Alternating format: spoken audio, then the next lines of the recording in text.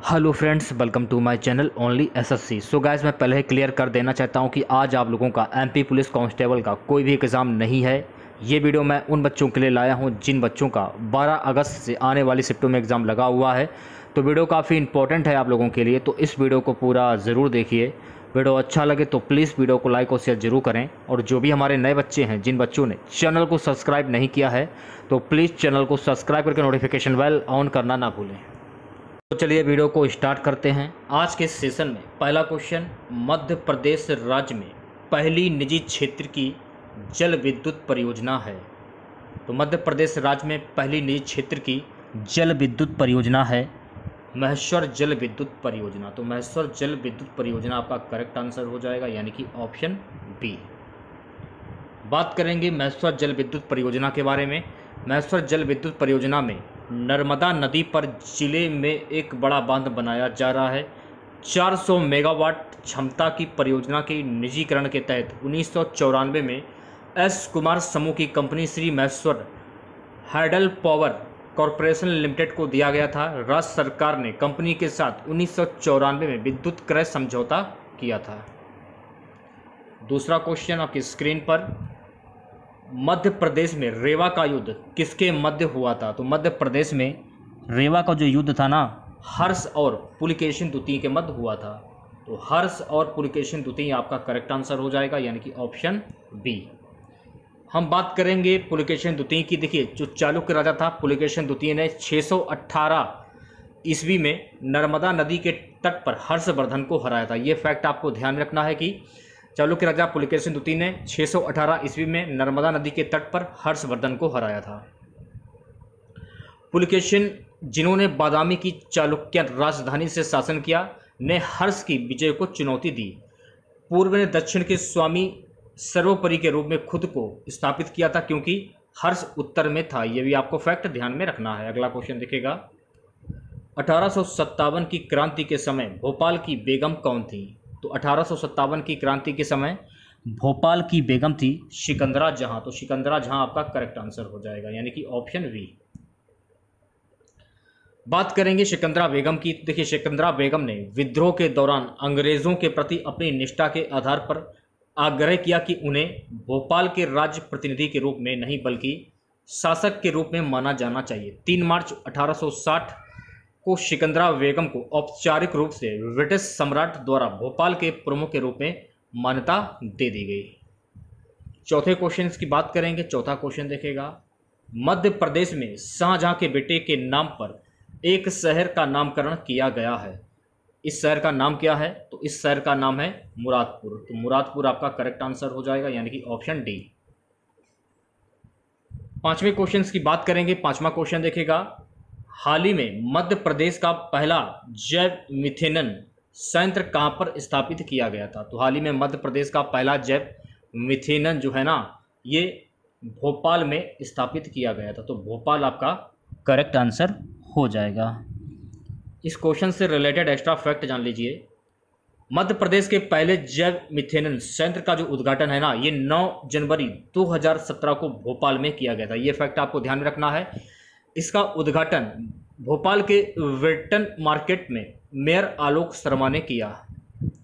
यह नगर निगम के ठोस अपशिष्ट का उपयोग करके विद्युत स्ट्रीट लाइट या अन्य सामान्य उपयोग के लिए जैव गैस या बायोगैस उत्पन्न करेगा। तो ये सारे फैक्ट आपको ध्यान में रखने हैं।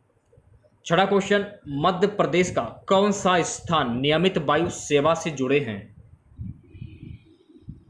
मध्य प्रदेश के इंदौर, खजुराहो, जबलपुर, ये स्थान जो है ना, ये नियमित वायु सेवा से जुड़े हैं। तो ऑप्शन डी करेक्ट हो जाएगा, यानी कि उपरोक्त सभी।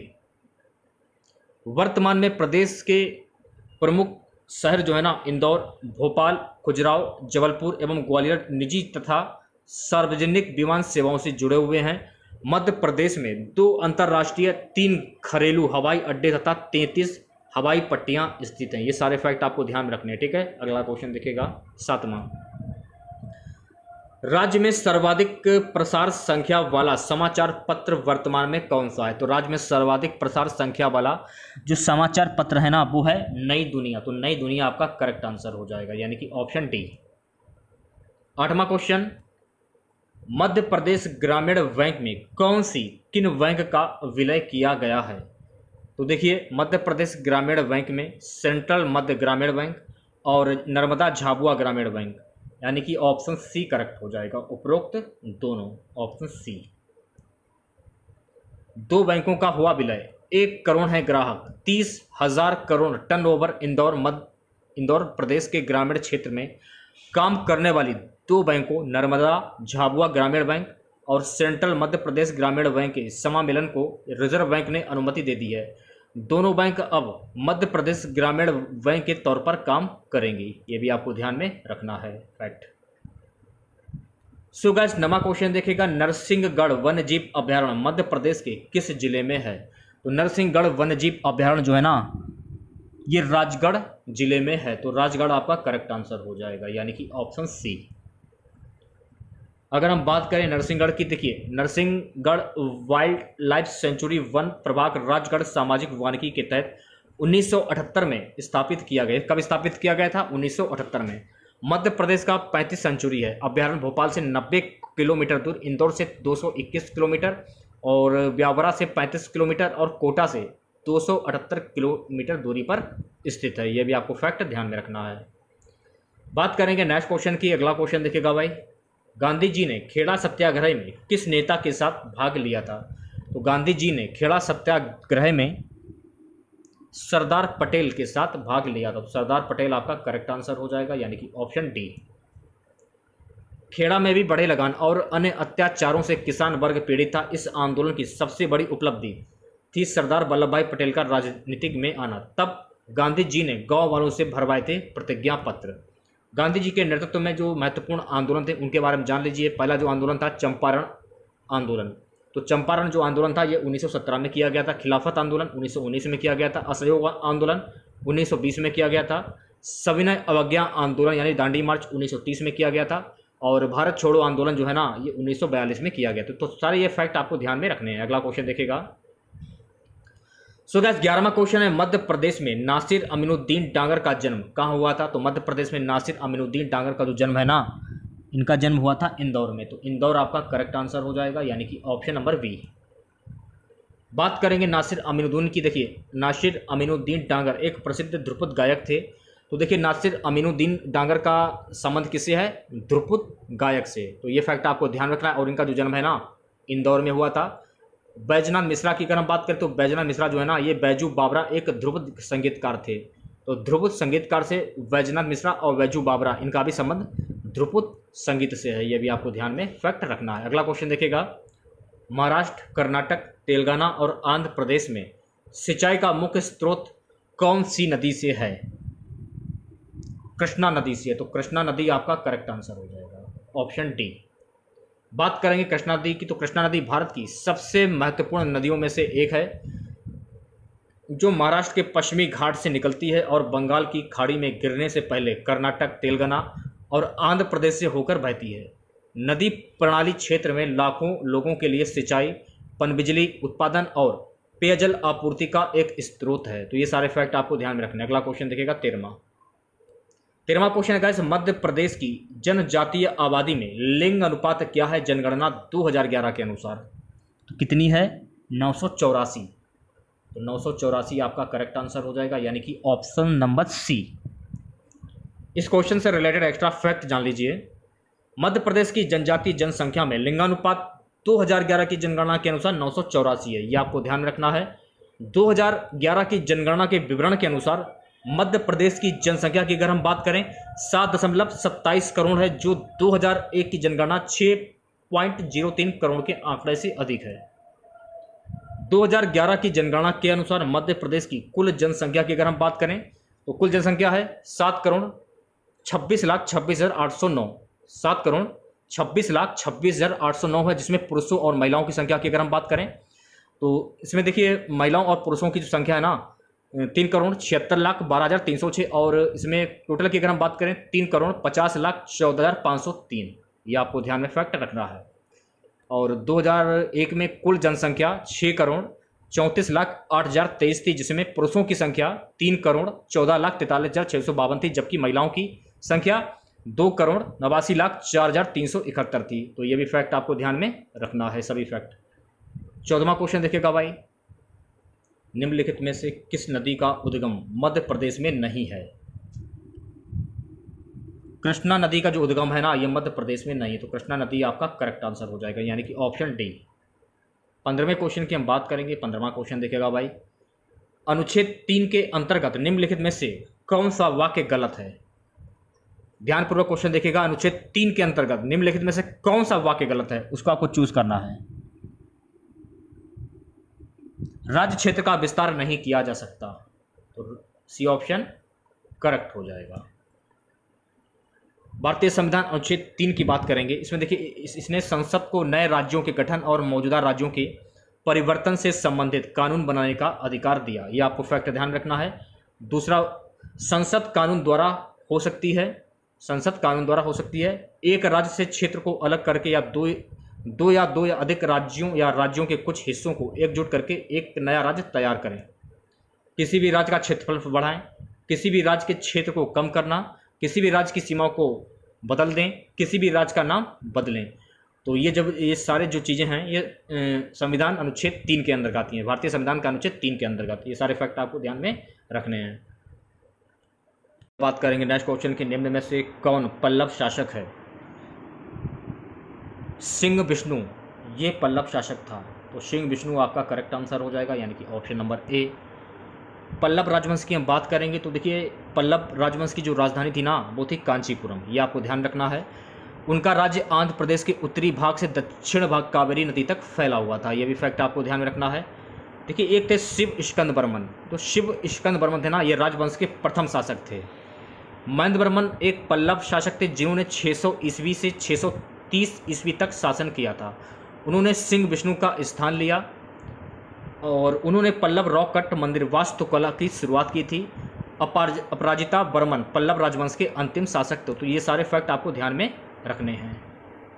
17वां क्वेश्चन देखिएगा भाई, हमारे संविधान में शक्तियों के विभाजन का उल्लेख कौन सी अनुसूची में किया गया है? तो हमारे संविधान में शक्तियों के विभाजन का जो उल्लेख है ना, ये किया गया है 7वीं अनुसूची में। तो 7वीं अनुसूची आपका करेक्ट आंसर हो जाएगा, यानी कि ऑप्शन सी। 7वीं अनुसूची के बारे में कुछ बातें उन्हें जान लीजिए। भारत के संविधान की 7वीं अनुसूची सूची के संदर्भ में संघ और राज्यों के बीच शक्तियों के विभाजन से संबंधित है। ये फैक्ट आपको ध्यान रखना है। भारत के संविधान की 7वीं अनुसूची संघ और राज्यों के बीच शक्तियों और कार्यों के आवंटन को परिभाषित और निश्चित करती हैं। इसमें 3 सूचियां शामिल हैं। कौन कौन सी? पहली सूची है संघ सूची, राज्य सूची और समवर्ती सूची। भारतीय संविधान की 7वीं अनुसूची संघ सूची में 97 विषय थे, अब इसमें 100 विषय हैं। इसमें देखिए थोड़ा सा मिस्टेक हो गया, उसको सुधार लीजिएगा। इसमें देखिए राज्य सूची और समवर्ती सूची ये एक ही रहेगा, ठीक है। तो 1, 2 और 3, ठीक है। 18वां क्वेश्चन देखिएगा भाई। 18वां क्वेश्चन हमारा है मध्य प्रदेश ग्रामीण सड़क अकादमी SPRRA ये कहाँ स्थित है?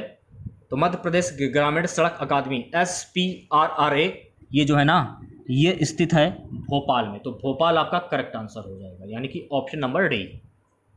19वें क्वेश्चन की बात करेंगे। सो गाइस 19वां क्वेश्चन हमारा है कि निम्नलिखित में से कौन मध्य प्रदेश के विशेष रूप से कमजोर जनजातीय समूह PVTG में से एक नहीं है? कौन PVTG में से एक नहीं है? भील आपका करेक्ट आंसर हो जाएगा, यानी कि ऑप्शन नंबर बी। 20वें क्वेश्चन की बात करेंगे। 20वां क्वेश्चन है कि साल वृक्ष खालिस्तान की विशिष्ट प्रजातियां हैं। तो साल वृक्ष की विशिष्ट प्रजातियां कौन कौन सी हैं? उष्ण कटिबंधीय मानसूनी वन। तो उष्ण कटिबंधीय मानसूनी वन आपका करेक्ट आंसर हो जाएगा, यानी कि ऑप्शन सी। इसे देखिए बोला जाता है शाख या शखुआ अथवा शाखू, एक द्विपत्री बहुवर्षीय वृक्ष है। इसकी जो लकड़ी होती है ना, इमारती कामों में प्रयोग की जाती है। इसकी लकड़ी बहुत ही कठोर, भारी, मजबूत तथा भूरे रंग की होती है। ये आपको ध्यान रखना। अगला क्वेश्चन देखेगा 21वां। द डिस्कवरी ऑफ इंडिया पुस्तक के लेखक कौन है? तो द डिस्कवरी ऑफ इंडिया पुस्तक के लेखक हैं जवाहरलाल नेहरू। तो जवाहरलाल नेहरू आपका करेक्ट आंसर हो जाएगा, option C. Discovery of India भारत के पहले प्रधानमंत्री पंडित जवाहरलाल नेहरू द्वारा लिखी गई थी। ये आपको ध्यान में रखना है। और लेखक हैं सत्य के साथ मेरे प्रयोग, हिंद स्वराज, स्वास्थ्य की कुंजी, ये जो है पुस्तक महात्मा गांधी द्वारा लिखी गई है, इसके लेखक महात्मा गांधी हैं। डिस्कवरी ऑफ इंडिया और glimpse of world history Jawaharlal Nehru के द्वारा लिखी गई है। Golden threshold, the broken wing, socks of life, death and the spring, the words of time, socks of life, the septate flute, socks of India, the feather of the down Sarojini Naidu के द्वारा लिखी गई है। अगले है property and un-British rule in India. ये जो पुस्तक है ना, दादा भाई नौरोजी के द्वारा लिखी गई है। गीता रहस्य, Arctic home in the Vedas, बाल गंगाधर तिलक के द्वारा लिखी गई है। 1857 का भारतीय स्वतंत्रता संग्राम जो है ना, पीडी सावरकर के द्वारा लिखी गई है। ये भी आपको ध्यान में रखना है। अगले क्वेश्चन की बात करेंगे। अगला क्वेश्चन है गाइस कि चंपानेर पावागढ़ पुरातत्व पार्क कब यूनेस्को विश्व धरोहर स्थल बना। तो चंपानेर पावागढ़ पुरातत्व पार्क जो है ना, ये यूनेस्को विश्व धरोहर स्थल जो ये बना था वर्ष 2004 में बना था। तो वर्ष 2004 आपका करेक्ट आंसर हो जाएगा, यानी कि ऑप्शन बी। 23वां क्वेश्चन देखेगा, ब्रिटेन के पहले भारतीय मूल के प्रधानमंत्री कौन बने हैं। तो ब्रिटेन के पहले भारतीय मूल के प्रधानमंत्री ऋषि सुनक बने हैं। तो ऋषि सुनक आपका करेक्ट आंसर हो जाएगा, ऑप्शन ए। लंदन 25 अक्टूबर भाषा ऋषि सुनक ने मंगलवार को उस समय इतिहास रच दिया जब उन्हें महाराजा चार्ल्स द्वितीय ने भारतीय मूल का पहला ब्रिटिश प्रधानमंत्री नियुक्त किया। 24वें क्वेश्चन की बात करेंगे, ताज महोत्सव कब आयोजित किया जाता है। तो देखिए ताज महोत्सव जो है ना, ये फरवरी से मार्च के बीच में आयोजित किया जाता है। तो फरवरी से मार्च तो आपका करेक्ट आंसर हो जाएगा, यानी कि ऑप्शन डी। ताज महोत्सव की अगर हम बात करें तो ताज महोत्सव आगरा सबसे उत्सुकता से प्रतीक्षित त्योहारों में से एक है। हर साल 18वीं से 27 फरवरी एक ताजमहल के पूर्वी द्वार के पास शिल्पग्राम में मनाया जाता है। यह आपको ध्यान रखना है।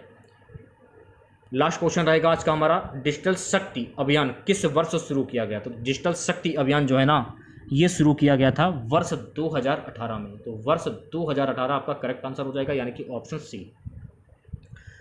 देश भर में डिजिटल क्षेत्र में महिलाओं में जागरूकता स्तर को बढ़ाने में मदद करने के लिए जून 2018 में डिजिटल शक्ति की शुरुआत हुई थी। ये आपको ध्यान रखना है। ये महिलाओं को उनके लाभ के लिए रिपोर्टिंग और निवारण तंत्र, डेटा गोपनीयता और प्रौद्योगिकी उपयोग में मदद कर रहा है। इस कार्यक्रम का तीसरा चरण मार्च 2021 में लेह में शुरू किया गया था। यह भी फैक्ट आपको ध्यान में रखना है।